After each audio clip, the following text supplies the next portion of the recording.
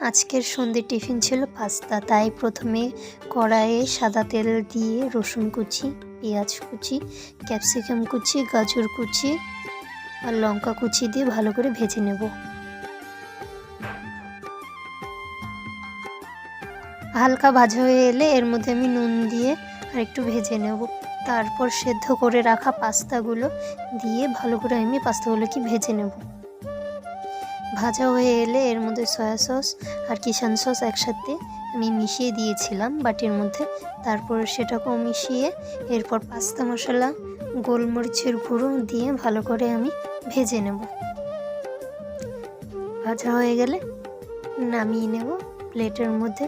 তৈরি হয়ে গেল পাস্তা, সন্ধ্যের টিফিনে পাস্তা। ভিডিওটি ভালো লাগলে লাইক, কমেন্ট, শেয়ার আর সাবস্ক্রাইব করবে।